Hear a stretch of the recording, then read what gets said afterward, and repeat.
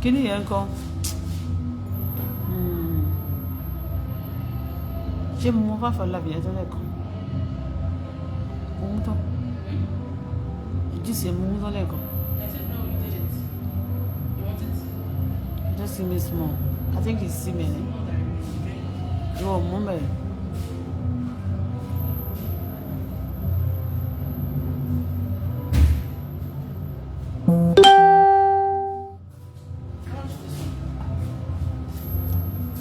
Me too. You look funny. The money point is still but don't want to see no kibai. The body is kill the visitor here. The body is like Maybe something mounted on it. oh okra one man. The line is there, but I don't think it touches. He lie in the fridge. Yeah, where can I got the soup from? Ushila.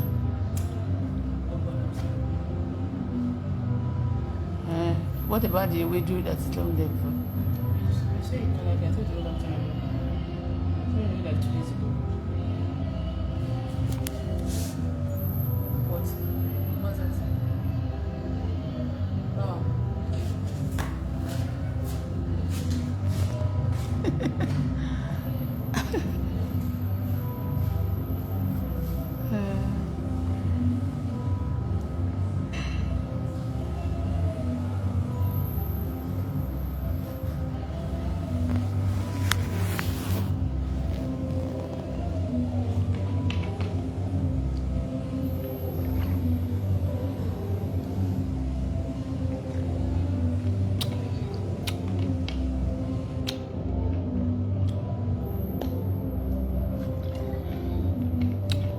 Jọba ń gbé síbẹ̀. Ó ṣe mí kí n mú tán. But mi ò lè mú tán. Ṣé kí n mú tán ní Tolú? Mo láì kíní yìí o. Ṣúgà máa wà ń bẹ̀ ṣá. Fáfà like orange.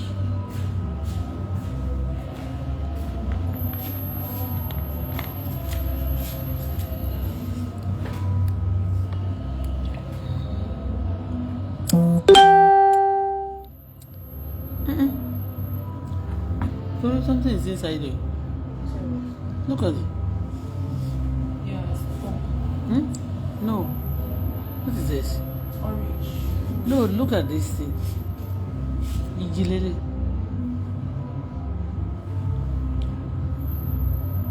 This is bone from fish. Bone from fish. Inside? Maybe it's remember, maybe it's what you eat today. Tonight's yeah. That dry fish. But I put this thing. I used cup when I wanted to drink it. I'll say maybe now. Yeah.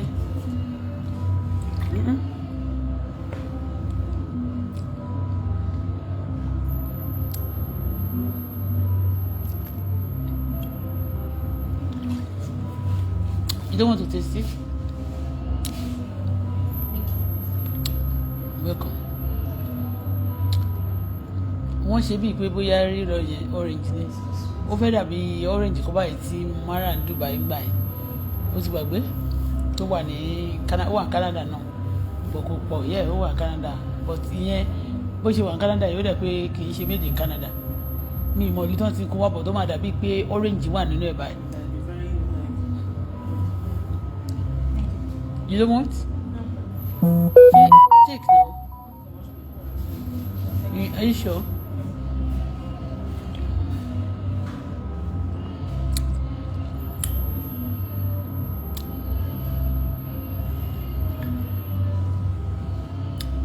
Àti ti window, àwọn church ti bẹ̀rẹ̀.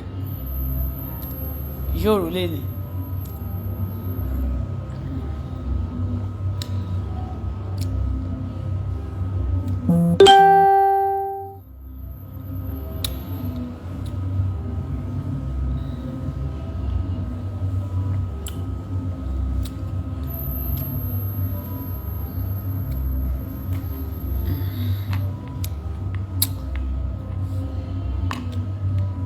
Inaoni, Yayade, good evening. How is life? How is everything? Ẹ kalẹ́. Báwo ni gbogbo nǹkan? Báwo ni dé? Ẹ kọjọ́ mẹ́ta.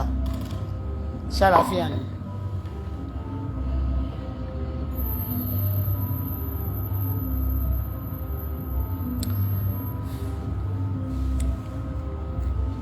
Ẹ jẹ́ ní tó bá fẹ́ 2 bedroom flat 2.5 ẹ pè mí torí a need wọ́n ní a gbọ́dọ̀ sanwó insurance gbogbo nǹkan mẹ́rin so ẹni tó bá ti fẹ́ 2 bedroom flat 2.5 call me.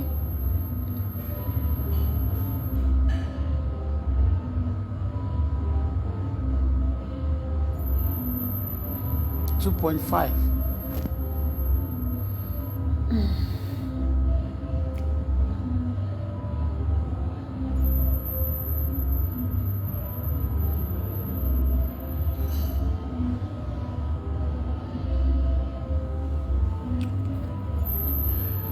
Tolu ò tán náà bíbáyìí gbogbo náà bíbáyìí kó máa wá tán náà àwọn náà fún mi Tolu. Ok ó máa jẹ́ kí ó máa jẹ náà.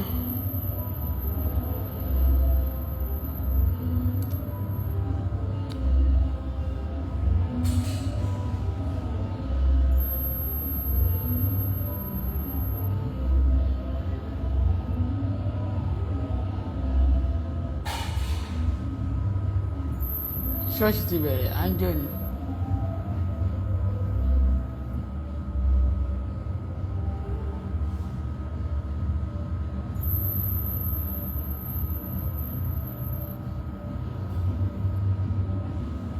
Jẹ́ ń jó.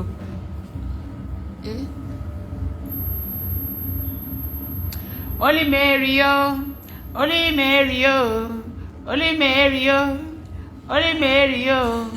Fẹ̀mí mímọ́ gbé mi ró, fẹ̀mí mímọ́ gbé mi ró, ogun ọ̀run sọ̀kalẹ̀, ogun ọ̀run sọ̀kalẹ̀.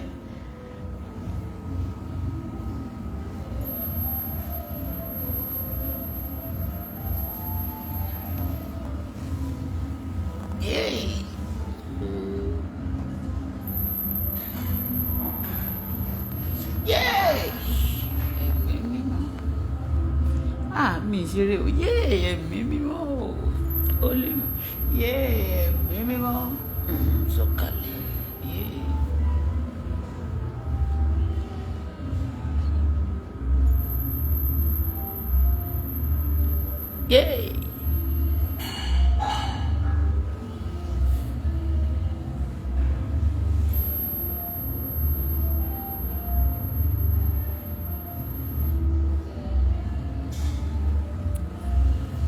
Ọjọ́ kan pẹ̀lú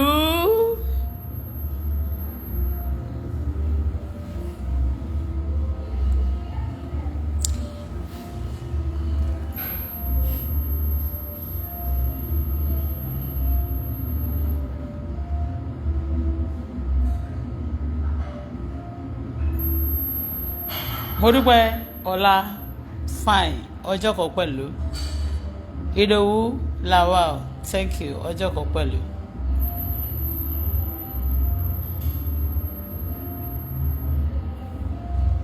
Eric Awikelele Ọlọ́run tọ́ba thank you for your clapping. Olúwakẹ́mi Alabi thank you.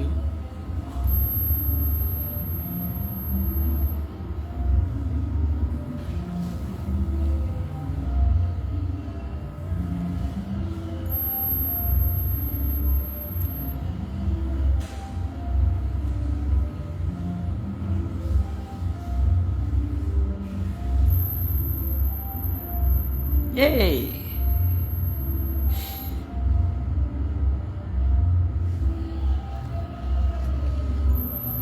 Danger. Let me stand and dance. Mo ń ṣáàjì fóònù mo bọ̀ lẹ́yìn ó kó olú ṣáàjì. Let me be through. I want to dance. Yay! Ẹ kọjọ́ mẹ́ta.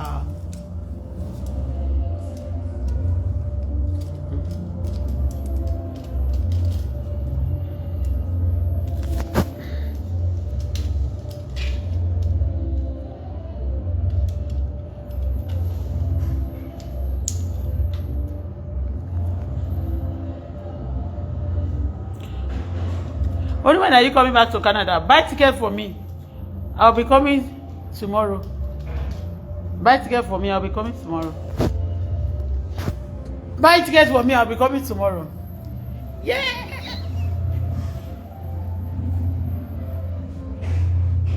Ẹni tí ìwádìí àdáyàn ló kó wò kò lè pè mí lárùn ogún ṣá.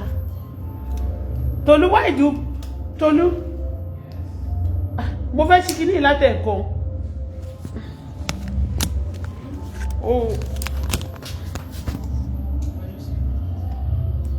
Mo fẹ́ ṣé kò lè jábọ́ ṣá kí fóònù mi má lọ jábọ́.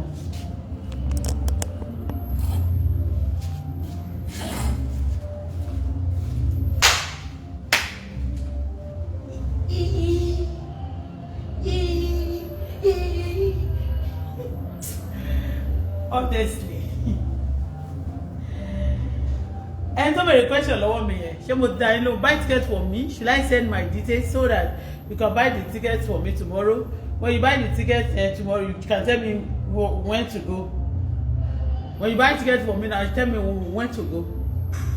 I mean, the day you want me to depart Nigeria and arrive Canada. Okay?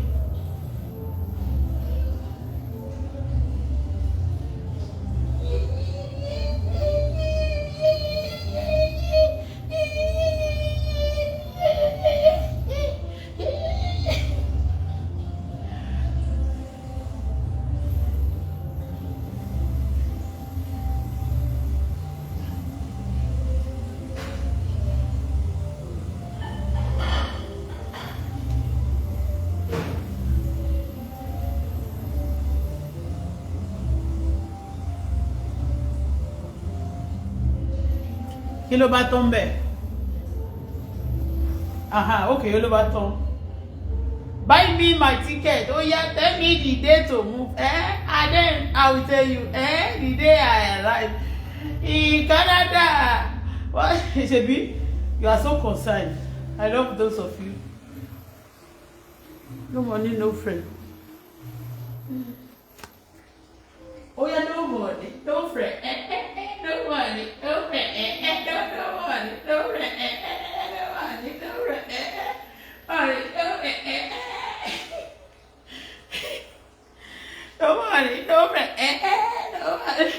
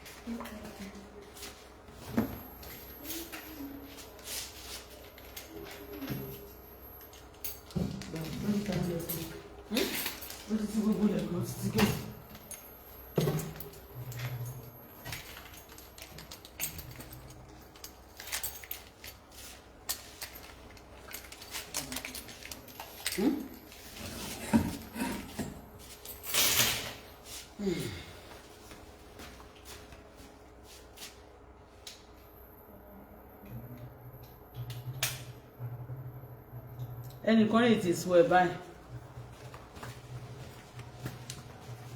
Thank you.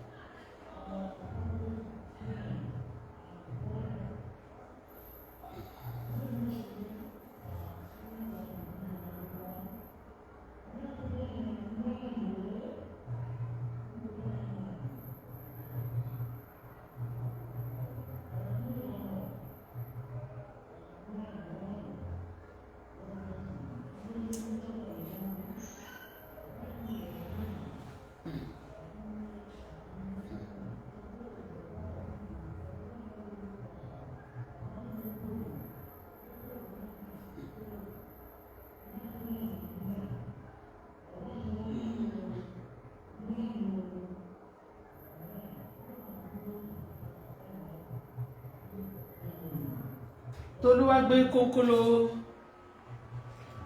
fáànì lọ sókè àbí èsì wọn ní ṣé èsì ni wọ́n kù ní tiẹ̀ wá gbé lọ sókè àti kónkóló what you order versus what you get.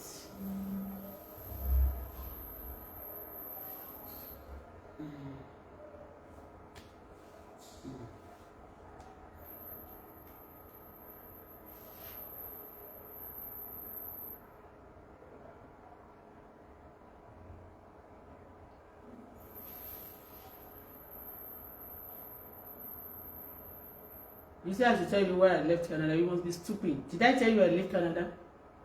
What? You must be stupid. Why I should tell you a story? You must be mad. And you don't be.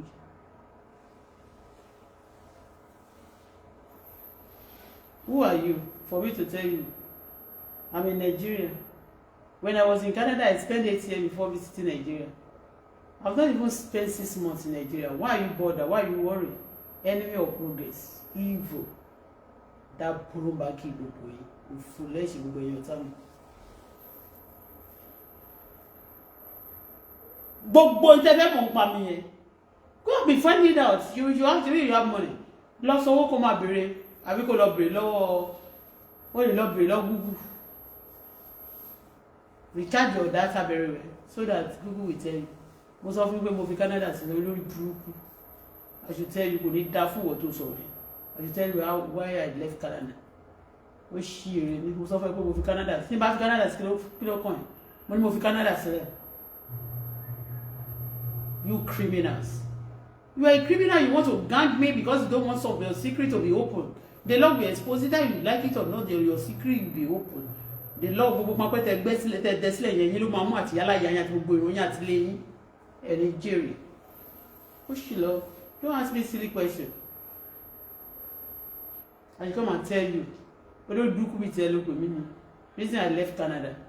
Ṣé wọ́n sọ fún yín pé mo fi Canada sílẹ̀ ni? Tí bá dẹ̀ fi Canada sílẹ̀, what is your business? Did I ask you about your life? Did I know your fucking asshole? Ṣé mo mọ̀ ẹ́ rí ni? Ẹ máa lọ fra. Don't come on my platform and be saying olórí burúkú kan. Ẹ wúlò fún ibẹ̀ máa ṣọ́ọ̀tì ìjọba.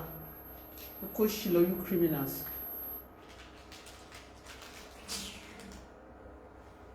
Tell us why you left Canada. You want to know everything about me? You are mad. I don't want to know anything about you. I don't bloody care about you. You are worried about me. You want to know everything about me. All of you that you are so bothered, you are so worried about me. You want to know whatever happened in my life, and I don't care about you. I don't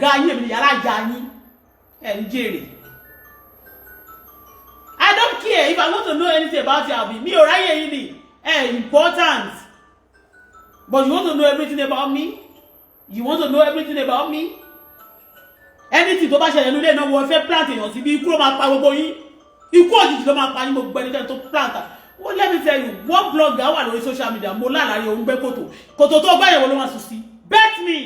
I don't talk, but story tí bá rí yín, a lot of ìran tọ́lọ́run fi wọ̀n mi. Ìwọ blogger yẹn tó ní ìwọ whatever tó bá ní ìwọ jẹ́. Kòtò tó bá gbẹ́ yẹn tọmọtọmọ ló máa sùn sí. Ìwọ ló ní. Write it down.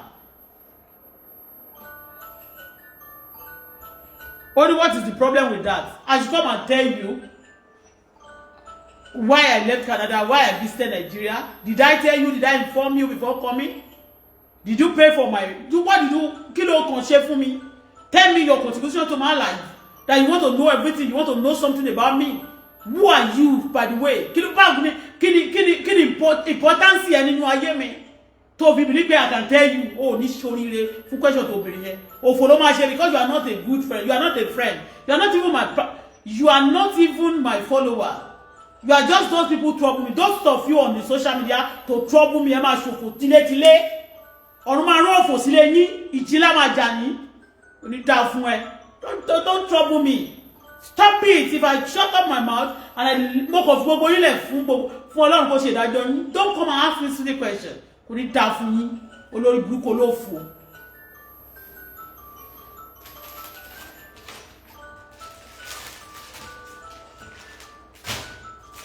Olórí burúkú ni yín náà, ẹ̀yin olórí burúkú olófò tẹ́ máa ń wáyé èèyàn káàkiri. Monitor people's up and down. You count yourself important. olóṣì torí pé àwọn kan náà máa fún yín lówó tẹ́ bá ṣe ń ṣòṣòrí burúkú àpín ẹ̀yin náà máa fún lówó ọmọ àlè játijàti. Don't ask me for it. My baby means silly question. I'm not. I may be joking. I may be dancing and laughing here. You don't ask me silly question. Or Debbie yala yellow community. I below druku near you.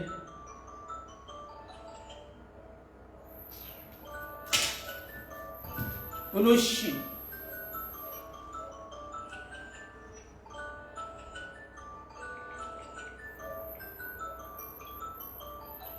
Ìwọ blogger tó ń gbé kòtò yẹn. Ìwọ àti yálà ìyá àti gbogbo ẹbí ẹ àtàrà ẹ lè máa sùn síbẹ̀. Write it down.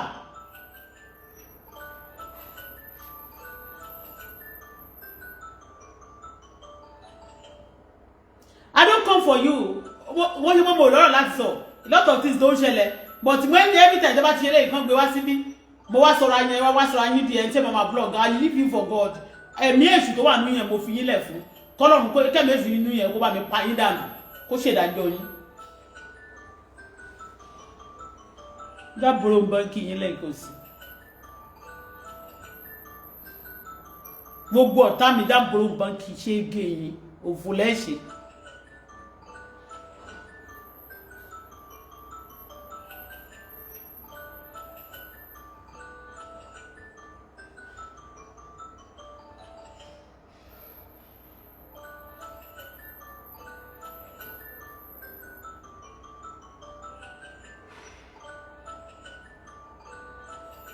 Mind your business. Tó bá mi ṣòwò tó dẹ̀ fún mi lówó tó dẹ̀ wúlò fún ayé mi. Don't má try láti mọ anything pa mi. Tó bá fẹ́ kúkú òjijì pa ìdànù. Don't. Tí back home ńkọ́ kí ló kàn yín? Tí bá back home kí ló kàn yín? Olórí burúkú yín. Wọ́n máa mọ bó ṣe bẹ̀rẹ̀ yẹn wọ́n fẹ́ mọ bí tó máa tún strike nígbà ẹni o. They want to know everything. Gbogbo ẹnikẹ́ni tí mi ò sọ tó ń sọ mi. Mọ́tò máa pa ẹ́, tírélà máa já lu ẹ̀, ikú burúkú máa pa ẹ́, ara máa sán pa ẹ́. Ilé ẹ̀ ayé ẹ̀ máa jóná, nǹkan ẹ̀ máa jóná, òfò máa ṣí ẹ́. Tí mi ò mọ nǹkan kan pa ẹ́. Tó jẹ́ pé you want to know everything about me just to cause me trouble and my daughter trouble. The Lord will cause you trouble. Gbogbo afẹ́fẹ́ ìdààmú àti ìṣòro tó kù nínú ọdún yìí, ọ̀run ajá sínú ilé, ajá sí ayé ẹ̀. Leave me alone.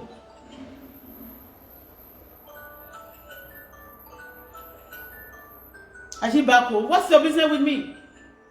When I was going to Canada, did I tell you when I was coming home, did you contribute to my sources? Do you buy me tickets? What did you do for me? Who are you, by the way, that you want to know anything about me? Olórí burúkú failure.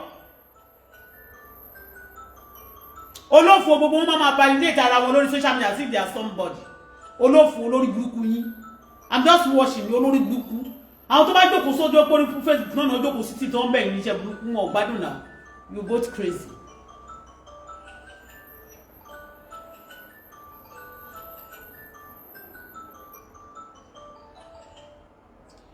Ọ̀rẹ́ mi má ṣe kánjú jọ Ọlọ́run rẹ lọ. Sìstá mi má ṣe kánjú jẹ Ẹlẹ́dàá rẹ lọ. Torí tó o bá kánjú ohun tó léwu ni. Gbogbo ìjẹ́ jókòó sórí social media tẹ́ ń dààmú ayé mi. Ọlọ́run tó dá ayé àti ọ̀rọ̀ ìjọba mi dààmú wọn. Bá mi fún wọn dààmú. Double trouble ni kò fún wọn. Double trouble ni kò fún wọn. Double trouble ni kò fún wọn. Ẹnikẹ́ni tó jókòó síbi kíbi tó dààmú mi. Double problem ni kò fún wọn. Ni kò fún wọn. Ni kò fún wọn. Ni kò fún wọn. Ni kò fún wọn. Ẹni dààmú ọmọ mi. Double problem ni kò fún wọn. Ni kò fún wọn. Ìdá gbogbo ìfọwọ́sowọ́pọ̀ òkùnkùn. Ìkà ènìyàn ọkùnrin obìnrin dúdú ni funfun ni pupa ni kúkúrú ni gíga ni ọmọdé ni àgbà ni gbogbo ìfọwọ́pọ̀ búburú ni Olúwa o rán iná sí àárín wọn rán ikú sáàrin wọn rán ìjà sí àárín wọn rán ìṣòro sí àárín wọn rán wàhálà sí àárín wọn gbogbo ẹjọ́ náà wò ní jẹ́ kílé mi gbádùn òun jẹ́ káyé ọmọ mi gbádùn òun jẹ́ káyé mi gbádùn wàhálà ìdààmú ìṣòro tó kùnà bí ọ̀run jálù wọn kó máa jálù àjálù àrélù ìdààmú ìṣòro kó jálù wọn bẹ́ẹ̀ lórí kò yí padà gbogbo àwọn olólùfẹ́ mi tó fẹ́ káyé mi dára tó fẹ́ káyé ọmọ mi dára ayé mi àti ọmọ mi yóò dára ayé yín náà yóò dára gbogbo ẹni fẹ́ káyé mi bàjẹ́ ayé ẹ̀ máa bàjẹ́ ni tilétilé bẹ́ẹ̀ lórí kò yí padà Jésù agbára wa àmín.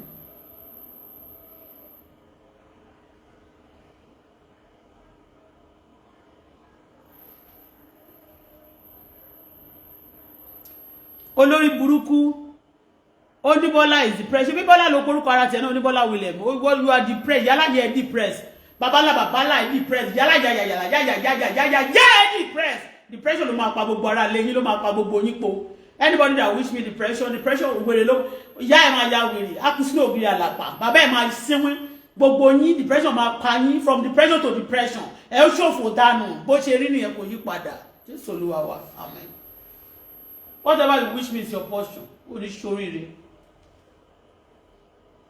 stop láti máa rí mi fi o all of you were in me nínú yín tó right nǹkan lórí bíbá ìwèrè ní o ìgbà tí mo dé Nàìjíríà mo ṣe rí pé wèrè ní majority àwọn people èlòmí tó wà lórí social media they are wèrè gidi original ones critical ones but thank God most of them they can write very well even their writing is better than their stature is better than their face to face look they you know they are mad not kò ṣe joke wèrè lẹ́lòmí wèrè pọ́nbélé original one so èmi ní ìkàrí ìlú wa wọ́n máa ń pàwé kan ó ní àsí èèyàn bá sí ń tú wèrè ló pọ̀ jù nínú yín mi ò lè máa bá yín jọ máa rà gbé ká máa jọ rò tó ti eyín when it is time mi ìbá wèrè mo fẹ́ màmá máa ń tàbí àwọn èèyàn tó bá rí fèsò kì í ṣe àwọn wèrè ká kàn máa wá ká la ń ṣe láìfù kí wèrè máa wá síbẹ̀ àwọn tó wà nínú ọgbà wèrè àwọn tó wà ní Yaba gan apó òsì àwọn tó wà ní hospital wọn ti ń fún lábẹ́rẹ́ lagati ìfúnlága flẹ̀ gbogbo ló gbé bá fóònù dání tí wọ́n máa comment abẹ́ platform wọn náà máa dá wọn lọ́wọ́ máa rí pé kiri má béèrè question wèrè lọ́wọ́ mi tó bá má béèrè wèrè question lọ́wọ́ mi tó bá ti fi ìwọ tó bá ti ya wèrè àwọn ìpé wèrè òkè mọ̀ pé òun sí wígbà mi wàá béèrè wo àwọn level ẹni tó bá fi ẹ́ sí ní kẹjọ máa chat má béèrè má chat ní ọ̀dà platform wọn ò ní ṣoríire òsínú bìtì yá yín lẹ́pẹ̀ mí ni aláyé bàjẹ́ abẹ́ rí gbogbo lẹ́nu mi abẹ́ rí òkúkúrú lẹ́nu mi abẹ́ rí kí fẹnu já ẹ̀rí gbogbo oríṣi wèrè tẹ́ mú ẹ̀rí lẹ́nu mi ẹ̀rí dọ́gbọ̀n lẹ́nu mi ẹ̀rí kí ló porúkọ ẹ̀ kò dì tẹ̀ máa ẹ̀rí lẹ́nu mi ni ṣáṣì àbí ṣúṣì àbí olùgbò ìmọ̀kọ̀tẹ́ lẹ́nu ẹ̀rí lẹ́nu mi ni olórí burúkú ni yín ni abẹ́ pé mo fi bó sí ráìsì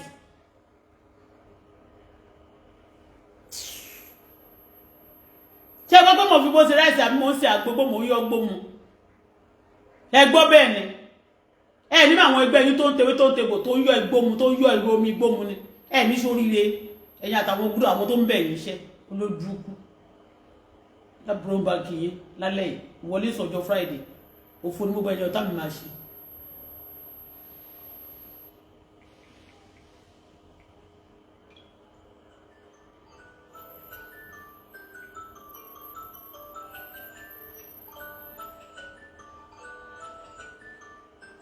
ẹ̀yin ọ̀tá mi bẹ́ẹ̀ ṣe fẹ́ kórí fún mi ló máa rí fún yín nítorí fẹ́ kí n dà ẹlẹ́ máa dà bẹ́ẹ̀ bá fẹ́ kí n dà dáadáa ẹ̀ dàdàdà bẹ́ẹ̀ bá fẹ́ kí n dàdà kúdà ẹ̀ dàdà kúdà last.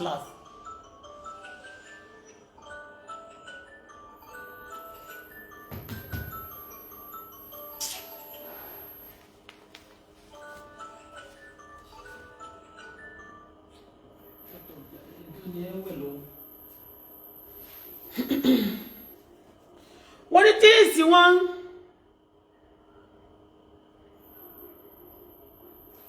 wọ́n lọ́wọ́ wọn wọ́n ní kíní kan wọn olórí burúkú làwọn ọ̀tá mi tẹ́ bá rí bínú ṣe ń bí mi sí ẹ̀yin ọ̀tá mi tẹ́ bá rí bí ọlọ́run inú ọlọ́run ṣe inú ṣe ń bí ọlọ́run sí ẹ̀ ní gbin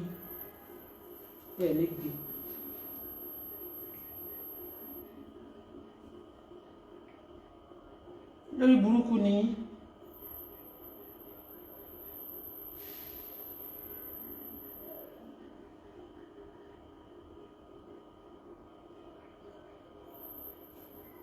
but was when are you going back to Canada? When are you coming back?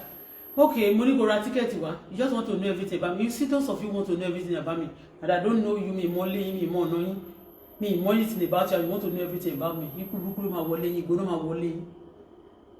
And you know that you have good thing for me. You just want to know, just to disturb my life. You go to my wallet. Ìṣòro tó kùnà tó wà lọ́dún tí Ọlọ́run tó máa jà burúkú tó máa jà ó máa jà ilé yín if you don't leave me alone. Jẹ́ kó ní kálukú focus má fà tẹni ẹlẹ́ni sórí kó máa ru tiẹ̀ sọ́wọ́ tèmi mo gbé sórí àdíjì options wo dé mo gbé tèmi sórí ni kẹ́ kó ṣì dànù lórí burúkú aláyọ̀ dáadáa. Wọ́n bèèrè lọ́wọ́ mi, when are you going back to Canada? Tell us what make you báwo ló ṣe sọ́nà.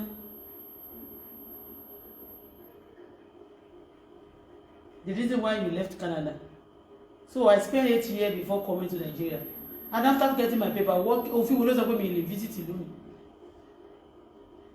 Me, the limited time, go and get it, go and search from the immigration.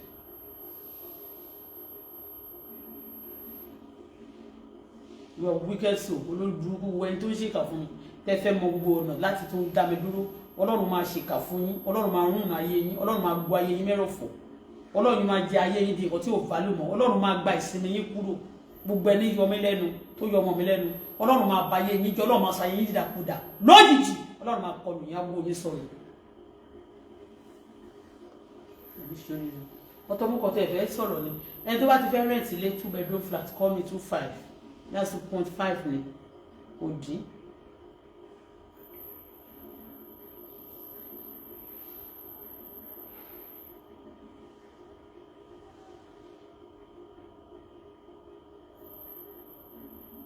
What did I do wrong? Ṣé mo produce ìbọn ni? Àbí mo produce bọ́ǹbù? Àbí mo dájà lẹ́ nílùú kan? Àbí mo ń pa èèyàn? Ṣé mo ń jalè ni? Ṣé mo ṣe fraud ni? Just tell me.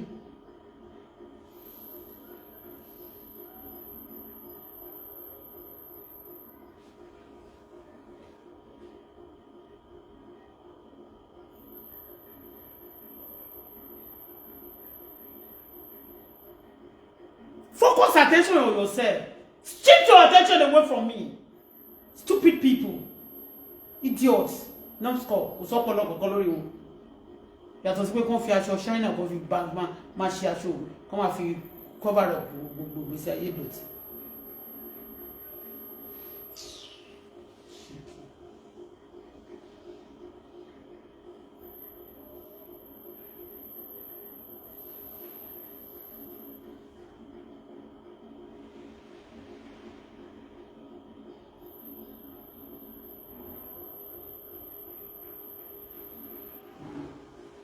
I don't play with you. You molest me, you disturb me. I see pé mo cause nǹkan náà ayé ẹ. Ẹ máa kàn dórí social media lẹ́ẹ̀kan máa búyàn ni. Tẹ́ tó bá ti ń gba abẹ́rẹ́ ìwé tó ti sínú ẹ lọ máa bá àwọn ẹgbẹ́ yín ṣeré.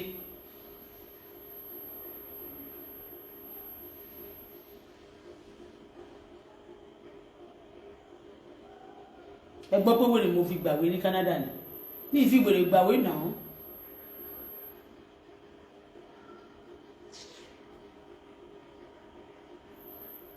Wọ́n fẹ́ mọ gbogbo plan ẹ systematically and they are evil negative spirit wọn tí ò help nation wọn kó sí dànù ẹ̀yin oní negativity sọnù bad spirit bad energy ni wọ́n gbé kiri.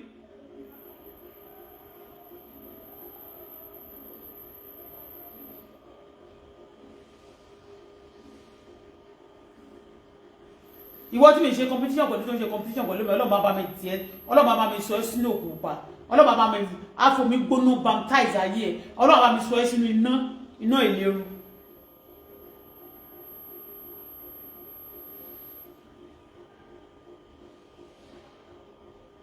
I was dancing my jejeje. She's depressed. Who is depressed? Because I'm not coming out. Who is depressed? I don't have time for your bullshit ni. Who is depressed? That's what you want for me. Depression will be what also yẹn. Gbogbo tó wà nílẹ̀ ló máa depressed. Ajale á depressed. Ẹ̀rọ̀lẹ́ á depressed. Gbogbo inú ẹ̀ ló máa depressed. Tó bá jára lé mi, èmi nìkan ni ò ní depressed nínú wọn. Ó ti kó bá wọn. Ìwọ tó sọ pé mo depressed yẹn. Ikú burúkú depression ló máa pa ẹ́. Why depressed the level I'm commit suicide lẹ́yìn. Ẹni choríire. You wish me bad? Bad will be your portion. Because ẹ ti believe pé ti dáná ogun tí. The next year ogun náà wà depressed. Depression will be your portion. Those of you monitor me for evil. Ikú burúkú máa gbọ́ ọmọ lọ́wọ́ yín. Ẹni jèrè.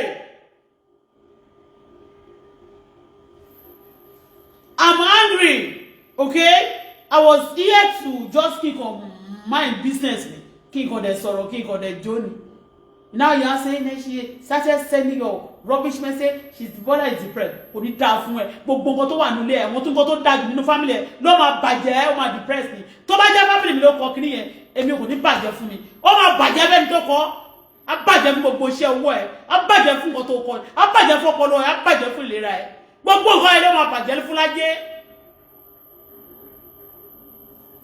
Every time you just wish me bad, tí mi ò wish yín, ẹ máa ní kọ́ máa sọ when kò ní dá gbogbo yín òfò lẹ́ṣẹ̀.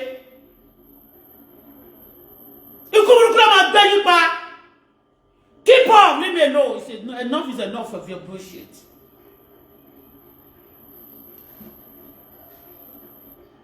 Come and tell us why you left Canada. One more day, Mini. Some people in Canada, one lé mi, ṣé wọ́n sọ pé wọ́n lé mi in Canada. Olórí burúkú. You cannot go and fight your mates. You cannot go and fight, put things right. You want to be fighting me. What did I do wrong to you? Kí ni ìṣòro ẹ? Ó wá sọ pé mo wà depressed. Depression ló máa pa gbogbo ìran ẹ̀ dànù. Ọlọ́run máa sọ depression sínú ọpọlọ gbogbo yín. Gbogbo tó ti ń dùn mọ́ yín nínú Ọlọ́run máa bá mi sọ depression sí. Á bá mi dàrú mọ́ yín lójú. Any jury, Lord Bubu criminal. Don't worry. Don't worry. Don't worry. I'm not ready to tell you things. Okay? Kò síbi tí Ọlọ́run ò sí. Kò dẹ̀ nǹkan tí kò dẹ̀ síbi tọ́lọ́run bá dẹ̀ ṣe kò sẹ́ni tó lè dá dúró. Nobody can stop God. I'm unstoppable. Go and write it down. Let that get into your head.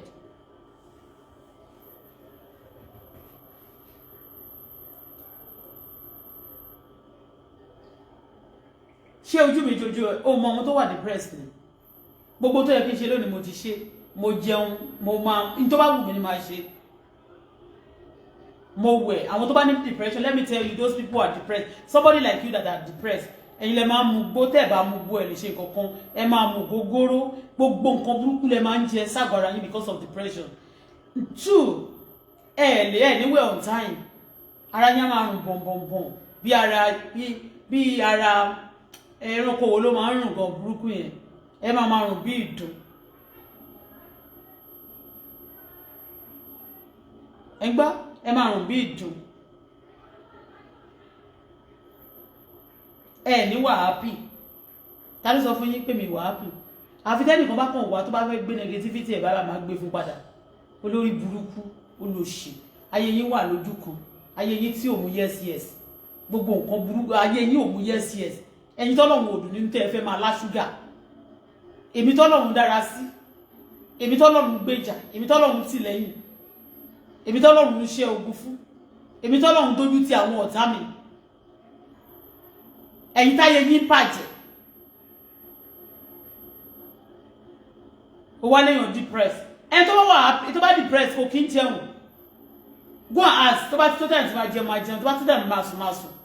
Tó bá tó time tí máa pray. Ọ̀rọ̀ yín ò lè depress mi mọ́, gbogbo ìwà wickedness yín kò lè depress mi. You will do your wà continue láti máa ṣe wickedness and you will be depressed. Torí the Lord will still fail you. Wọ́n sọ tó bá tún ṣe tán sì máa lọ wẹ̀. Ó ti yé yín. Wọ́n múná dé wọn, múná dé ó ní iná wà kò sí náà o. I will shower myself, clean myself and I sleep. Ṣó ti yé yín.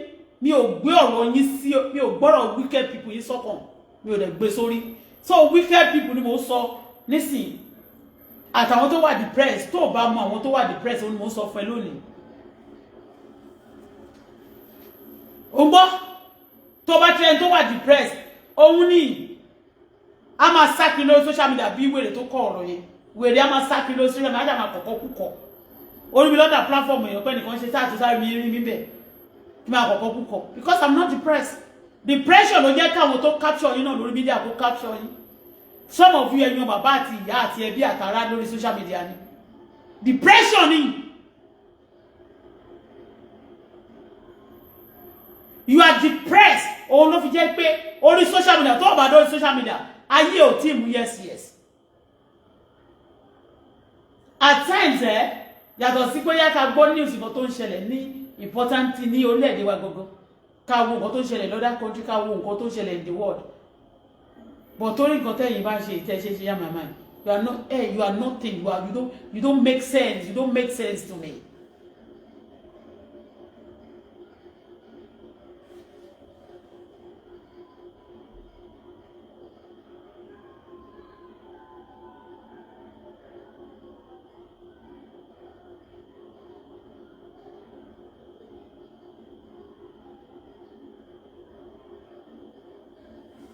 You don't make sense. You don't make sense to me.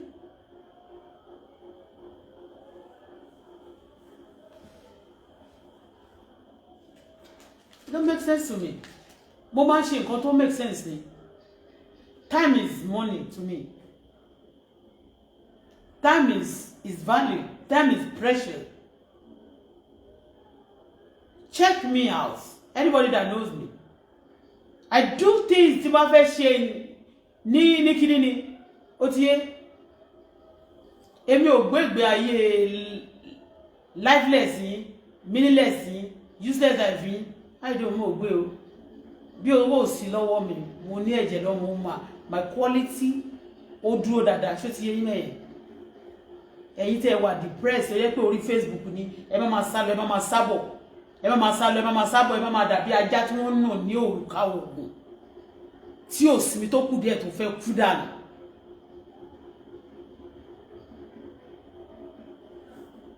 If I don't come on social media, me, I'm depressed. You wish yourself that is your own. What also your depression ló máa pa yálà yá ẹ. Ló máa pa bàbá la bàbá ẹ, ló máa pa yálà yá ẹ. Àti ìwọ blogger yẹn, o siri blogger kòtò tó gbẹ́ yẹn, ìwọ ló ní tọmọtọmọ. Kòtò tó ń gbẹ́ yẹn, ìwọ ló ní tọmọtọmọ. Ìwọ tó bá dẹ̀ fẹ́ràn wa tó bá fẹ́ kúkú oró, má jíṣẹ́ nbí. Tó bá play nonsense game around me, àbùkù ló máa kàn. Ṣé ti yé mi ṣe wà yìí, ojú mi dá gan. Ojú mi ti dá, ó ti bẹ́yẹn. Wèrè náà fi wo wèrè mi ò yá wèrè bọ́tì. Ẹgbà wèrè wà lọ́wọ́ mi. Abẹ́rẹ́ wèrè wà ní ọwọ́ mi, ta máa ń fún dose, ta máa fún wèrè wà ní ọwọ́ mi. Tí wèrè yẹn máa fi tó máa fi sùn, ó yẹ kó máa kí ọ ẹ̀. Ṣé ti yẹ bọ́ tó máa sùn lọ.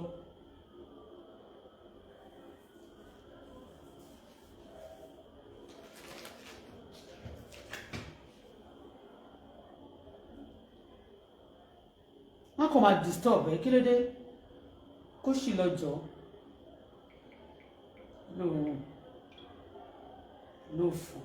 lóòfò tó máa pè àwọn lóòfò gbàǹgbà. Wọ́n máa rányàn kiri báyìí terrorism lẹ́yìn ṣe yẹn náà. Somebody who don't even have time for you. Ẹ máa play around people, going around people, disturbing people. Ẹ sínwín ni. Tágbò yín bá lẹ́kan àbí ó dín kan lọ́jọ́ tán bí yín ìwà láti yá yín nìyẹn náà.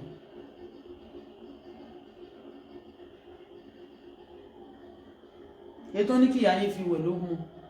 Ètò ní kó fi tó ní kó fi wẹ̀ yín ó gbé ó fi rọ yín. Ṣéjọ́ tèmi wá nìyẹn, ṣebéjọ́ ìyá yín ni.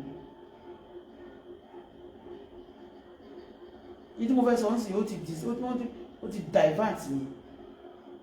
Leave me alone.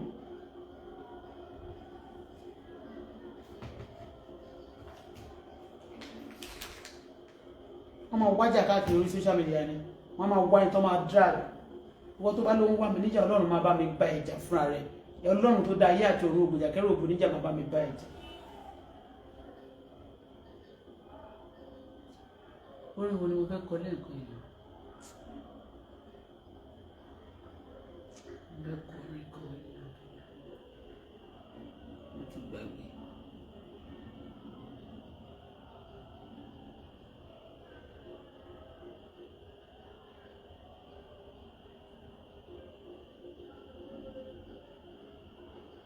Ṣé àwọn ṣọ́ọ̀ṣì ló ń kọ níbi àbáwọn ilébú?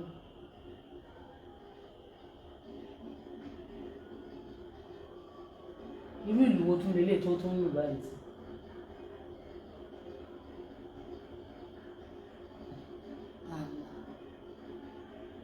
Jẹ́ gbàdúrà.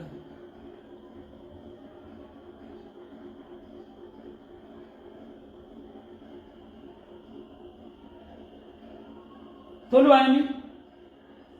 Ayọ̀mí ti dé àmọ́ òwò ṣé ṣọ́ọ̀ṣì ló tún ń lu kíní yẹn ni ṣé ó ń gbọ́ sáàdì gbogbogbogbogbò ṣé ṣọ́ọ̀ṣì náà ni ìlú tó lu àtàgbogbo tó ń gbé tó ń lu yẹn tó dàbí ti àwọn olóòṣà yẹn ṣé ṣọ́ọ̀ṣì náà ló lù torí ṣọ́ọ̀ṣì ló ti bẹ̀rẹ̀ láti aago 4 wọ́n ti dákẹ́ o. Are they church or other people?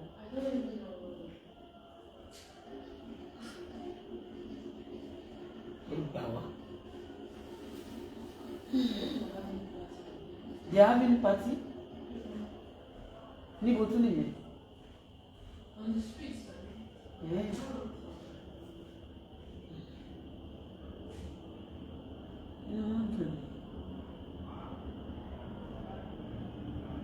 Táwọn bá ti rólé ìjà tí wọ́n bá ti rólé ìjà tí ò ìrẹsì ni wọ́n máa ṣe bá ti rí.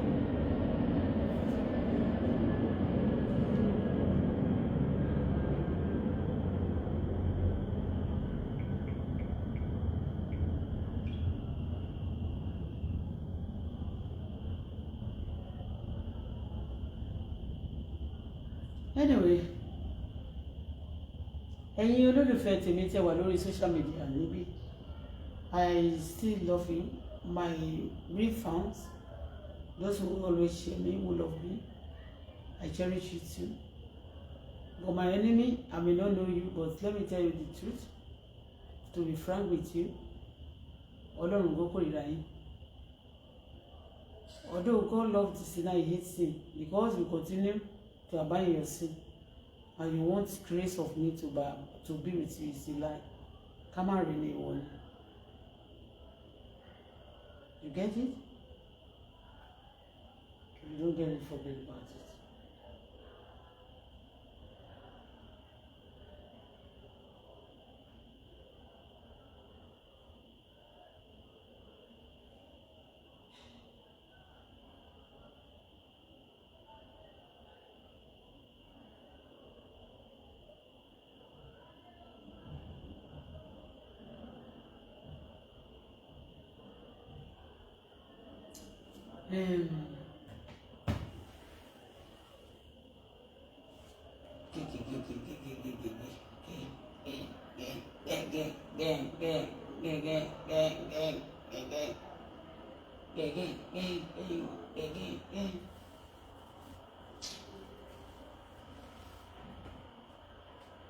Tí wọ́n bá fẹ́ rẹ́rìn nígbà mi báyìí tó bá ti rántí kórí Facebook lọ́wọ́ bàbá yẹn kó máa ṣiṣẹ́ tó pé lẹ́yìn bá a ṣe jókòó sórí social media bí mo ṣe wà níbẹ̀ àti ẹlòmíì mi ìmọ̀rí o orúkọ oríṣiríṣi ló máa pè é èmi ni wọ́n búlì wọ́n máa sọ pé orí the bully will never want anybody to confront them àwọn ni bully o olè àwọn terrorists àwọn olójú kù yẹn àwọn ni wọ́n ṣe gbogbo kí yẹn àwọn máa point finger lórí burúkú.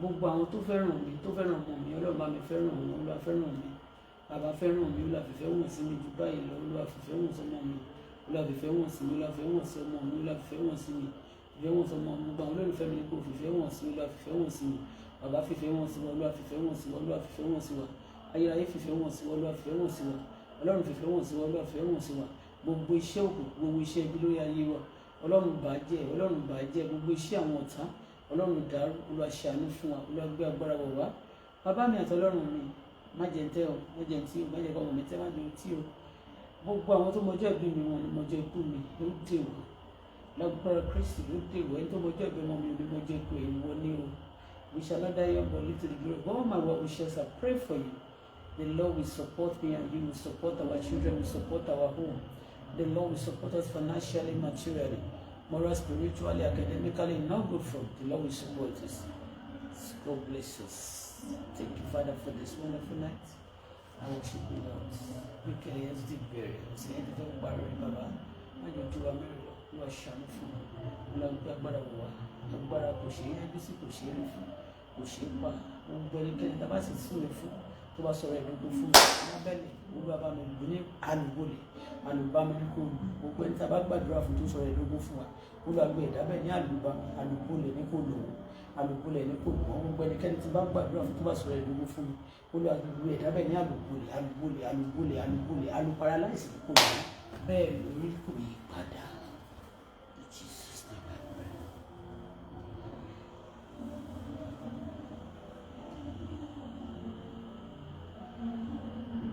ènìyàn ń ṣèrà rẹ̀ ó láyé ìṣeun ènìyàn ń ṣèrà rẹ̀ ó kúrò máyé ènìyàn ń ṣèrà rẹ̀ ó láyé ìṣeun ènìyàn ń ṣèrà rẹ̀ ó kúrò máyé.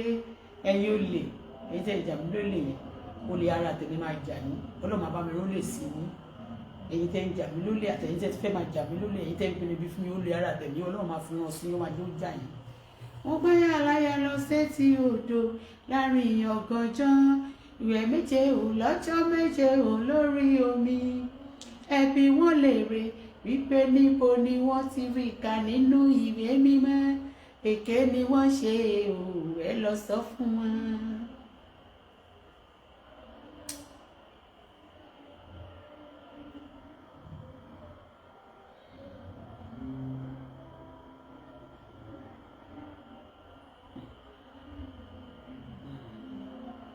ènìyàn ń ṣèrà rẹ̀ ó láyé ń ṣeun ènìyàn ń ṣèrà rẹ̀ ó kúrò máyé.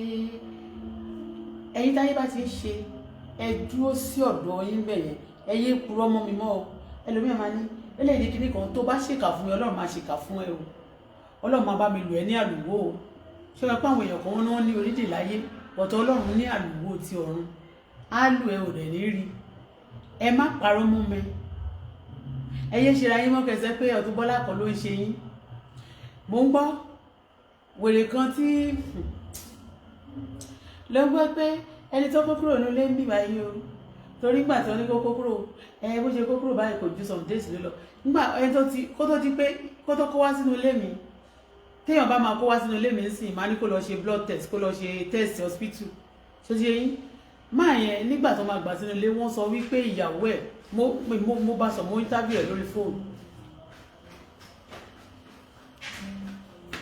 mo dẹ̀ sọ fún pé ó fẹ́ fọṣọ ok àwọn aṣọ ó lè fọṣọ nísìnyí náà mo dẹ̀ béèrè lọ́wọ́ ẹ̀ mo ní ìyàwó ẹ̀ kó níyàwó òun ti léètì pé òun àtọmọ nìkan ni ó máa wá sí bíbá inú ilé yìí wọ́n ròyìn ilé ńlá náà máa ń pè wọ́n ṣe ń kó àwọn girls àwọn oríṣiríṣi obìnrin ó ní wèrè kan báyìí oh God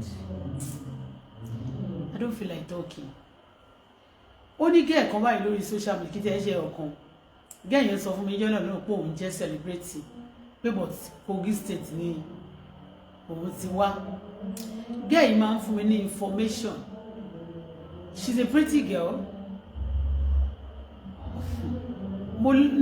later mo notice mo realize pé she's actually related to one nínú àwọn tó wà ní Kogi tó wà politicians yẹn ṣá so she will come around and be on the media náà ni o torí ẹ̀ wọ́n pọ̀ kan place sórí social media bẹ́yẹn wàá máa rí wọn báyìí wàá máa rí pé èèyàn ni wọn ìṣe ti yé bẹ́yẹn wọ́n náà wọ́n wà ní so later lẹ́yìn ẹ̀ṣẹ̀ àbẹ̀rẹ̀ sí pè mí pé òun ní ó kàn pè mí gbà pé mọ́mì pé kí n jọ kí n pray fún pé òun ní issue kí issue wò ní ó lòun l'accident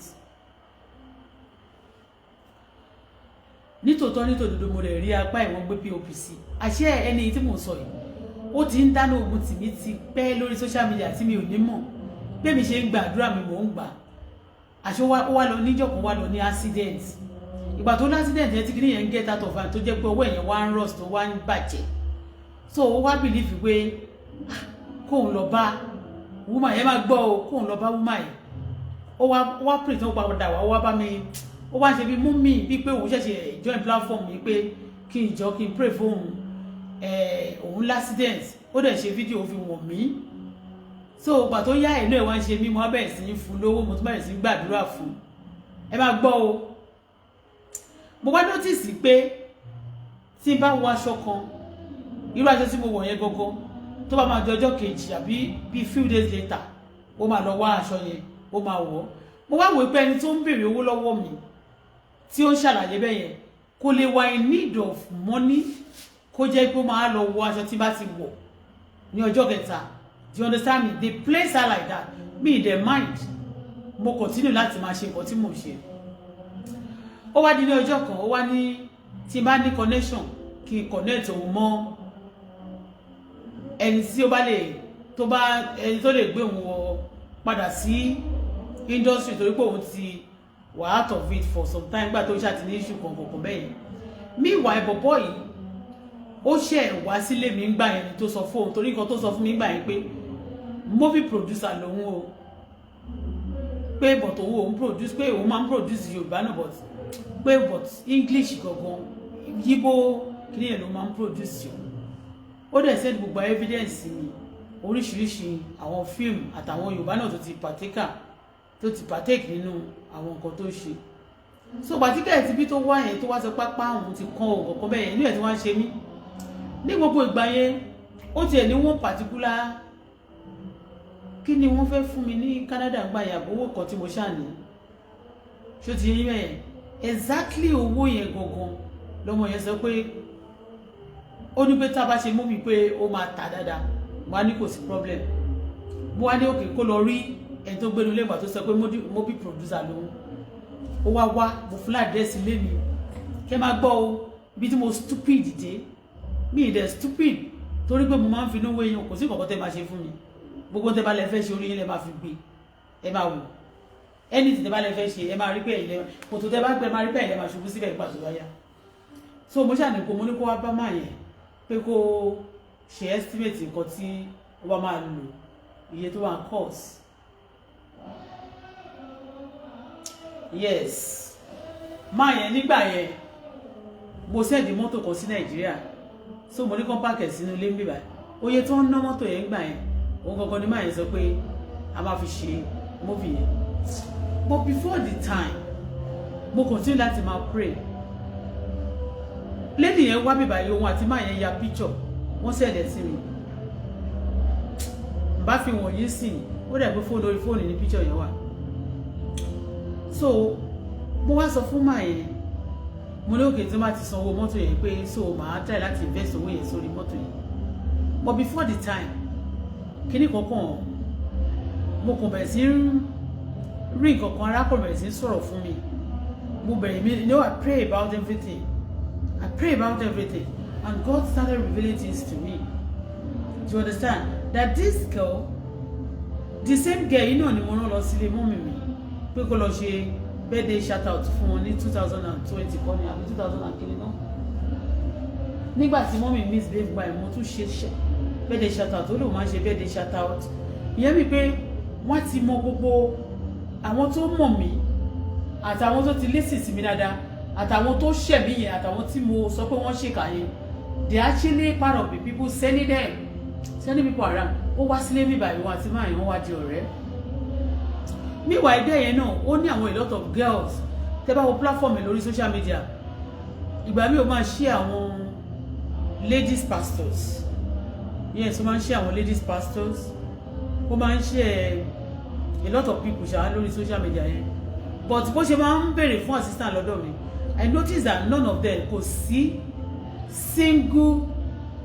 single video mi lórí platform ẹ̀ mo wá rí pé ìwọ tó ń béèrè fún assistant lọ́dọ̀ mi tó máa ní kí n máa pray fún yẹn mi ì rí lọ́jọ́ kan rí kó ṣe ẹ̀ bídìmá ó lò máa ń ṣe ẹ̀ pé òun máa ń fi sórí WhatsApp mo ní òkè tó bá fi fídíò mi sórí WhatsApp ṣáwọn èèyàn máa rí ni you are asking me for assistant and there is none of my video on your platform you are not my fans but they are ìkànnì wọn so tọ́wọ́ bá ti bà wọ́n wá padà wá bá ìwọ ló wọ́n máa gbé kíndé wọ́n máa pretend as if pé they are your person but evil tó ti ṣe ẹ̀ náà fẹ́ kó bá wọn cancel ó ti yé bẹ́ẹ̀ yẹn láti ìgbà yẹn òun àti máa yẹn gbà mí tó máa take picture wọ́n send ẹ̀ sí mi ìwà kówó yẹn sílẹ̀ o àti mo ti wá notice pé they actually play some prank ṣé ti yé bẹ́ẹ̀ yẹn mo dẹ̀ mọ̀ pé bó ṣe wá yẹn ló máa ó sọ̀rọ̀ ẹni tí former governor Kogi State tó kówó fún tó jẹ́ àwọn lára àwọn tó ń lọ́ndì owó sí lọ́wọ́ tó ń ba kówó fún bó ṣe fún lady kan bá jẹ́ Mercy Johnson ó ṣàwọn ló dárúkọ gbogbo ẹ̀ wọ́n fún mi ó fún wọn ní kìíní kan 30 something million kìíní kan ó fún wọn ní kìíní kan he was giving me updating busy telling me you understand me so but téèyàn bá ń fún ẹ ní update bẹ́ẹ̀ tó ń fún ẹ ní info bẹ́ẹ̀ you will be thinking that okay actually they love you no some of them actually want you to fall into trouble they want you to be wọ́n fẹ́ káwọn èèyàn dìde sí ẹ so ti bẹ́ẹ̀ lára tactics wọn ni a ti gbọ́n kọjá bẹ́ẹ̀ lọ ibi tá a kúrò lánàá yẹn a ti kúrò level yẹn ibi tá a ti wà lánàá yẹn a kúrò level yẹn ṣe ti bẹ́ẹ̀ kò ń ṣe owó nìkan nìyẹn máa fi kúrò level àti understanding wisdom okay bí mo ṣe rí láti ẹ̀kọ́ mo rí sí o gẹ́ẹ̀ tí mò ń sọ yìí eventually ó wá bẹ̀rẹ̀ sí lọ gbé ìyá later mo wá rí lórí platform mo kàn máa bẹ̀rẹ̀ sí rí a máa gbé K1 síbẹ̀ nígbà tó yá àti ìyàwó K1 tó ń pè ní Adéorí Ọ̀kínyìn mo wá sọ fún un pé kí ló dé tó máa ń sọ pé ó dẹ̀ mọ̀ pé mo máa ń speak against them they are not my friend kí ló dé tó wá ń gbé àti ó dẹ̀ ń béèrè fún assistant lọ́wọ́ mi ó ní no àwọn kan lọ pati kan wọn kàn ń jó ijó yẹn pati táwọn lọ yẹn làwọn ń jó ijó yẹn I check all her platform I check her platform all the time mo máa torí ó máa ń bá mi sọ̀kan tó máa pè mí so nígbà yẹn ìgbà tó wá yá mo wá sọ pé okay mo ní mọ́mì ẹ̀kọ́ ní mọ́mì wà ní kiri kan ó wà Kogi mo wá ní níjọ́ kan mo wá ní pé kó gbé mọ́mì ẹ̀ kó jẹ́ kí n speak to mọ́mì ẹ̀ torí pé ó ti lọ sílé mọ́mì mi ó ti lọ ṣe ó kàn fẹ́ fi system lọ lé mọ́mì mi náà ni ó ti lọ síbẹ̀ mo ní kó jẹ́ kí n bá mọ́mì ẹ̀ sọ bó kan wá rí mo ní okay December mo fún lówó mo wá ní mo fẹ́ fún mọ́mì ẹ̀ náà lówó ló bá ní nǹkan tó ṣẹlẹ̀ ní pé òun máa sọ fún wọn pọ́n pè mí mo fẹ́ kí mọ́mì ẹ̀ rí kò jẹ́ kí mọ́mì ẹ̀ rí mi torí ìyàwó ọmọ ò ṣe é rí wọ́n wà lórí social media tí ìyá tí wọn ò ní ṣe é rí kò jẹ́ kí mọ́mì ẹ̀ rí mi kò dẹ̀ jẹ́ kí n bá wọn sọ̀rọ̀ later mo wá rí mo kàn rí pé fídíò kan platform kọ́kọ́ bẹ̀rẹ̀ sí share àwọn some funny message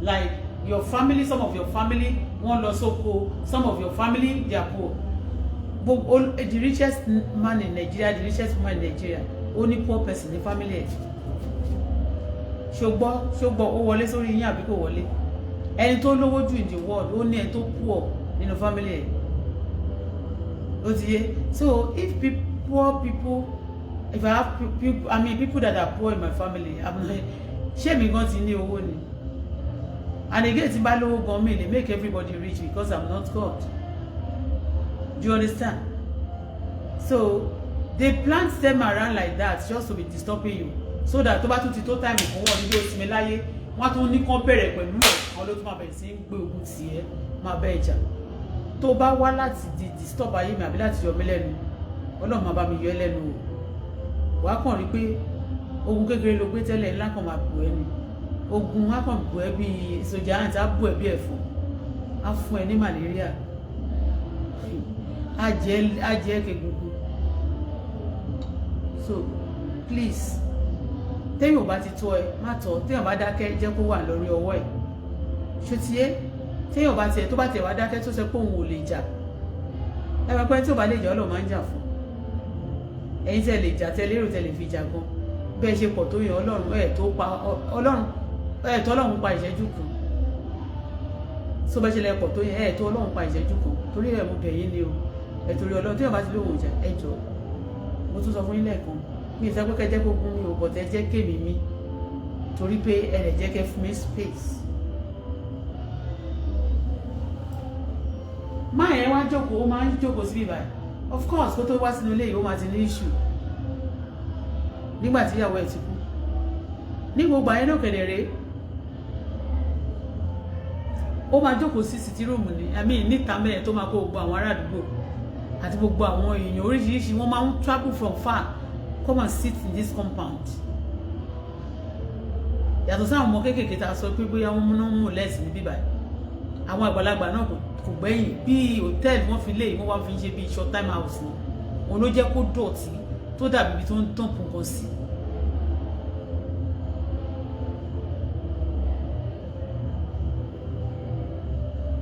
ta ló mọ ẹni tó máa fún lóògùn jẹ ó kúrò ní ibi báyìí for 3 weeks kò pé 3 weeks wọ́n ní kó tó kúrò níbi báyìí ni wọ́n ti ń sọ fún mi àwọn tó jọ ń gbélé pé ó sì kú nígbà tó torí ńgbà míì tí bá fẹ́ pe nígbà tí ò gbà gbé kọ̀ má pe tó wà lẹ́yìn wọ́n ló sì kì ìgbà tó yá ìyẹn sọ fún mi tó ti ń gbélé ìyẹn sọ pé ó lóun wọ́n ní ó need transplanting pé ó ní issue kíndìnrín rẹ̀ ti ní issue pé ó dẹ̀ need owó bóyá 6 èló ni wọ́n ní bóyá 6 million or 7 ó ṣà ní mílíọ̀nù kan ṣá tó pọ̀ pé wọ́n fẹ́ lọ sí India láti lọ transplant fún bí ó ṣe ń fowó ra oúnjẹ fáwọn èèyàn àti ọtí fáwọn èèyàn níbí báyìí gbogbo wọn tó ń rà fún yẹn àtàwọn celebrity tó come around her around him gbogbo wọn yẹn bọ́n ṣe pọ̀ tó nobody none of them could gather 6 to 7 million kán kó fún kán ló kó lọ fi ṣe transplanting kidney problem tó ní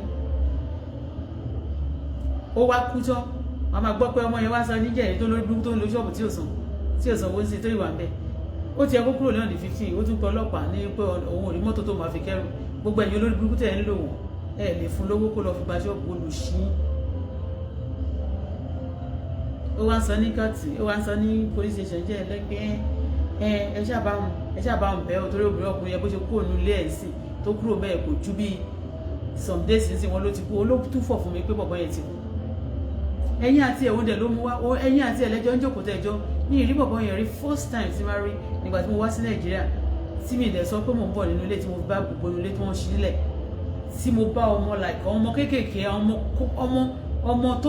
ọmọ 2 years wà mo bá láàrin àwọn ọmọ tó wà bíbáyìí kí ni àwọn ọmọ yìí ṣe níbi ìbáyìí ó ní wọ́n wá kí wọ́n ṣe set up fóun kóun kúrò ládùúgbò yìí like ọmọ 25 ló ń jókòó sínú ṣíṣí rúùmù yìí because they are giving them money their parents money and I mean little change tí yẹn ṣe owó ṣé ìyẹn lèmi fẹ́ máa jókòó tì ṣé ìyẹn lèmi fẹ́ máa support ó wá kú ẹni tó jẹ́ pé ẹ ti mọ nǹkan tẹ́ fún jẹ́ tẹ́jọ́jọ́ mu ògógóró tẹ́jọ́ mu oríṣiríṣi nǹkan nínú ilé ẹ máa ṣe tẹ́ ẹ máa ṣe pé ẹ gbà tó kúrò bí kò pẹ́ tó fi kú ṣé kò ìyàwó ẹ̀ òkú ṣé bíbá ní ìyàwó ẹ̀ kú sí torí bẹ́ẹ̀ téèyàn bá ti ń sick gan I don't want them to torí ilé mi ilé oore ọ̀fẹ́ ni I'm telling you it's not kò ṣe ilé tó gbàbọ̀dẹ̀ ilé oore ọ̀fẹ́ ni ilé mi ṣé Ọlọ́run kọ́ ló yọ mí tí ó jẹ́ kí ó kú sí bíbá yìí kó kú nígbà yẹn àwọn parents àwọn family ẹ̀yẹ àtàwọn ọmọ àti àwọn ọmọ jágbàjàgbà tó kó sọ́dọ̀ wọ́n lè sọ pé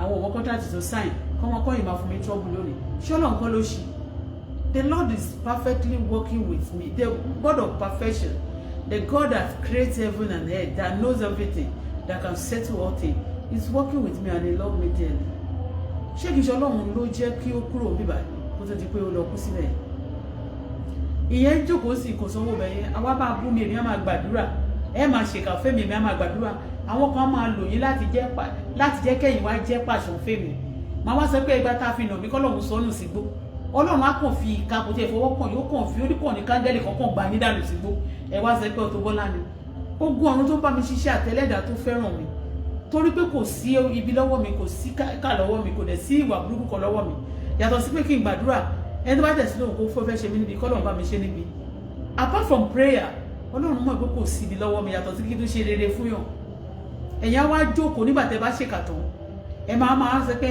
Auto-Bola yẹn tó bá ti bá wọn jà tó bá ti lò ẹ́ láti sọ pé kò bá mi jà tí mi dẹ̀ ṣẹ́ tí mi rò ẹ́ tó rẹ pé ó lẹ́nu àbó lágbára ó lè dóògùn ó máa padà sórí ẹ̀ when it is time tó bá ti wá padà sórí ẹ̀ tó forí gbégbékúgbé ẹ̀ má pe orúkọ mi pé Auto-Bola yẹn torí mo mọ̀ pé lẹ́dàá mi àtọ́lọ́run tó dá ayé àtọ̀nà ó ń jà fún mi bàbá láì bàbá olùgbèjà ọmọ òrukàn wọ́n máa lò yín pé kẹ́ máa ṣèkà fún yàn tó bá yá tí kà tẹ́ ṣe yẹn tó bá backfire ẹ máa sọ pé ẹni yẹn ni àjẹnì ó jẹ́ kí n sọ fún ẹ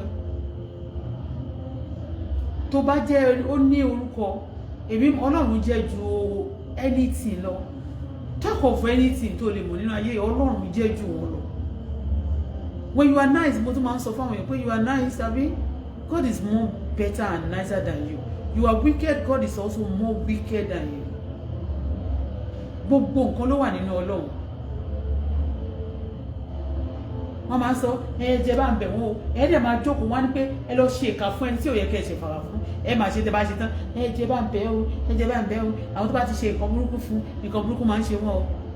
Of course ṣé orí mi lẹ́nu ọ̀nà lé àbó orí mi lójú oorun àwọn nǹkan tó bá ṣe ló máa padà wá bẹ́ẹ̀ torí pé tí mo kàn bẹ̀ ni pé agbára tó máa ń dá ibi padà sórí àwọn tó bá ti ṣe Olúwa gbé wọ̀ mí Olúwa gbé wọ̀ mọ́ mi àwọn tí bá tún máa ń gbà fún ni àwọn olólùfẹ́ mi náà tó fẹ́ kí bí má bá mi agbára tí ò ṣe yájú sí kò ṣe rí fi kí náà ṣe gbèyàn ló lè gbà because ìwọ náà lè lanu kó gbà báyìí kó lọ má dáhùn torí pé àdúrà olódodo nìkan ló ṣiṣẹ́ agbára when you are not truthful you are not straightforward you cannot ask God for something ó lè dáhùn aláàánú ni but ó lè falẹ̀ but àwọn kan wà tẹ́ pé tí wọ́n bá pe Ọlọ́run lẹ́sẹ̀kẹsẹ̀ wọ́n máa dáhùn ni tó mọ̀ pé wọn ò lẹ́lì bọ́ọ̀dì yàtọ̀ sóhun Ọlọ́run tó dá yàtọ̀ irú level yẹn là wá wá irú àwọn category yẹn là wà àwa tá à léèyàn ju Ọlọ́run lọ wọ́n wá lò yìí bí ipò àṣẹ máa sọ pé Auto-Bola yẹn kò sẹ́ni tó bá bàjá tó bá ti ṣèkà fún mi ìka máa ṣe é tó bá ṣèkà fún mi ìka máa ṣe é àfi kí n tó kó tètè máa lọ gbàdúrà fún ìdájí ẹ̀ṣẹ̀ kí dẹ̀ máa gbà fún ẹ torí ẹ̀ ń gbà mí mo máa ń bẹ àwọn èèyàn pé don't do evil to me please don't do evil to me kára lè mi ṣe fún mi gan ó máa padà rí bí ó ṣe rán mo ti mọ̀ ní ṣe májẹ̀mú tí Ọlọ́run bá mi dá ni téèyàn bá ń ṣe burúkú ní àdúgbò ẹ ní sọ̀rọ̀ ajé ẹ Bíbélì sọ fún only resist the devil he will flee báyìí ni ìyẹn wí sọ fún pé ìkà tó ṣe ò dára bọ̀tẹ̀ yín má máa tẹra mọ́ ni ẹ má máa lọ lò wọ́n pé ṣé bí yẹn fún kò sí kankan tó máa ṣẹlẹ̀ bẹ́ẹ̀ mi ò bá ṣe nǹkan kan fẹ́ nìyẹn ṣé èmi tí mò ń wò tí mo dẹ̀ ń bẹ Ọlọ́run tọ́lọ́run dẹ̀ mọ̀ bó ṣe dùn mí tó dẹ̀ mọ̀ nǹkan tó ń ṣe mí pé kò dáa ṣé kò ní jà fún mi ṣé ìwọ́dẹ̀ ni àtẹ tó bẹ̀ wọ́n níṣẹ́ ṣó lè bọ́ Ọlọ́run tó gbèjà mi ṣó lè bàjá kò sí ẹni tó lè bọ́ Ọlọ́run jà wọ́n máa bẹ̀ẹ́ pé àwa wà lẹ́yìn ẹ̀ kò sí anybody tó máa ṣe kankan ìgbà tọ́lọ́run bá máa ń sọ ẹ̀sọ́ yẹn fún àwọn tó bẹ̀ẹ́ níṣẹ́ gan pàápàá ìwọ gólè ti gbàgbé àwọn gólè ti gbàgbé pé àwọn rán ẹ níṣẹ́ kó tẹ̀ máa fún ẹ lówó kankan tẹ̀ fẹ́ sọ ẹ́ lówó àdámù ẹ̀ ṣówó tó fẹ́ ọlá tó fẹ́ fún ẹ yẹn àdámù ẹ̀ tó fẹ́ ó ti fún ẹ garanti pé òun máa lọ láyẹn dalẹ́ ni wọ́n fẹ́ fún ẹ lówó ṣé owó tó fẹ́ fún ẹ yẹn tó wá fún ẹ ní assurance pé you are going to be rich till you die with that money they are going to give you. The reason why you are destroying others, no, you are destroying yourself thinking you are destroying others. You lie, you are restless because of people's matter. Wọ́n pín owó kan fún yín wọ́n ní nǹkan títí ẹ ìjà àti kó máa fowó sòsíìdì burúkú láti bá yéèyàn jẹ́ ló wà fún ẹnu ẹ̀ ló wà yẹn ẹnu ẹ̀ ló wà yẹn. I am just telling you mama sọ pé má ṣe burúkú fún mi o wọ́n ṣe burúkú fún mi o gbà mí ti bá jókòó sínú ilé ẹlòmíì máa ń bìlí pé màmá wò pé kíbo ni mo fẹ́ lọ kí nǹkan máa jáde rìn kiri kán máa rí mi kiri ẹlòmíì àti máa bẹ̀rẹ̀ lọ́mí kí ló ṣẹ̀ṣẹ̀ mi bóyá mi ò lè rí ni mi ò ṣe jáde because you just want to know everything about me. Well, thank you ọ̀yin kan tó yẹ pé for good ni thank you. But for those of you who just want to mock me, just want to see me in trouble, may Almighty God give you that thing you wish for me. May Almighty God package it and give it to you. So, ìyẹn bó ṣe jẹ́ ní alẹ́ yìí. Ọjọ́ tí mo gbọ́, I was shocked. Ẹ̀rù Ọlọ́run bà mí. Ẹ̀rù Ọlọ́run ṣe kí ni? Ó bà mí. Mo rí bọ́n ṣe sọ gbogbo lé di skeleton pé gbogbo nílé wọn make sure pé wọ́n sọ di skeleton so that tí n bá padà dé I will have in tí máa kàn ṣe náà ni pé màá lù ń gbàjọ tí má dẹ̀ tí ń gbàjọ máa kọ́ ní padà sí Canada ilé owó ilé tí bá sọ máa lọ fi sanwó lé Canada wọ́n sọ pé kò ní kọ̀ọ̀kan wọ́n máa dáná wọ́n ní jẹ́ kó rọ́nà lọ kó fẹ́ ra lẹ̀ gan wọ́n á gbà Ọlọ́run á ṣe yín tẹ́ ṣe fún mi Ọlọ́run á ṣe fún yín ẹ̀yin tẹ́ ṣe kinní yẹn gbogbo ń tẹ́ ṣe fún mi tí ò dá Ọlọ́run bá mi ṣe fún yín padà ẹ̀yin tẹ́ ti ronúpìwàdà Ọlọ́run á bá mi dáríjì yín ṣùgbọ́n ẹ̀yin tẹ́ ti ronúpìwàdà ẹ̀yin tẹ́ ṣe fún mi yẹn Ọlọ́run á bá mi ṣe fún yín padà.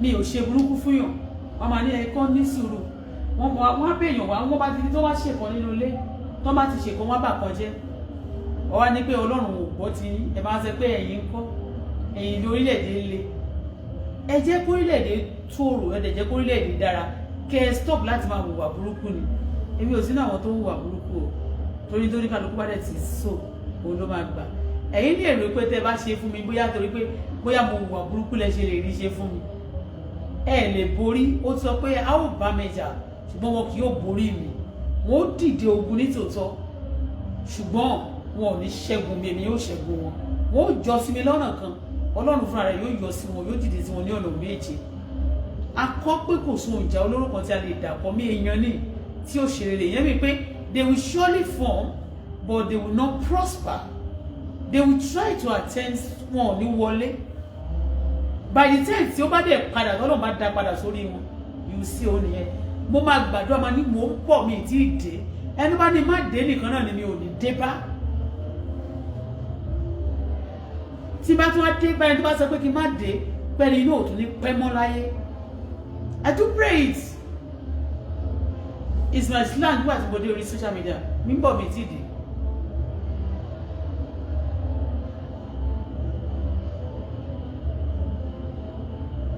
kí ló dé ìkà ò dáa anyway mi ò sọ pé kíkà torí pé táwọn bá ṣe máa sọ pé ìkà ò dáa ẹni tó máa ṣèkà ó yìí máa ṣe lọ ni gbogbo eléyìí dàbí wasting of time wọn ẹlòmíì tó bá gbọ́ pé ìkà ò dáa yìí báyìí ó máa kúrò mẹ́rin torí ìkà gangan la bí la dá láti ṣe láyé ṣùgbọ́n ire la rán èmi láti wá ṣe o ṣùgbọ́n ibi tí ó bá ṣẹlẹ̀ sí ẹnikẹ́ni tó bá ṣèkà fún mi a jẹ́ pé ọ̀rọ̀ Ọlọ́run ṣe ni ó là gbé mi dìde fún ìṣubú ìkà àti di olódodo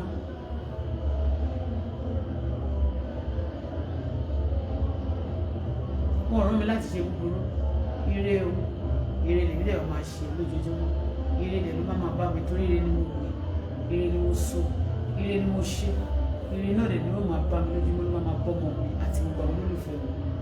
That's it. Wonderful Nigeria. Ṣé gbogbo nǹkan tó ti ṣẹlẹ̀ for the past weeks tí mi ò fi ti jáde? A lot of things happen.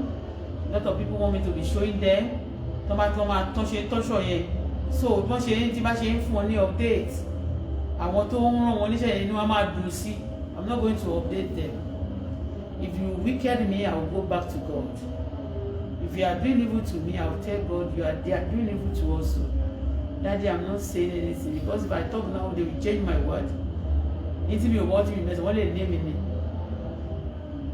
In fact, I'm not jagun ní orílẹ̀-èdè kan, wọ́n lè lé mi ní mo gbàdúrà tó kún fi ń jà pẹ́. Tẹ́lómi tí ó bá l'accident, wọ́n lè ní gbàdúrà tí mo gbàdúrà jẹ́ kó ní. Àsì pé casualty ò tí ń wà tẹ́lẹ̀ kan tó bí èmi gan sáyé. Wọ́n máa parọ́ mọ́ mi. Tó o bá ti fẹ́ kọ́ lọ́run dẹrù wúwo rù ẹ́. Stop lying against me. Stop tarnishing my image.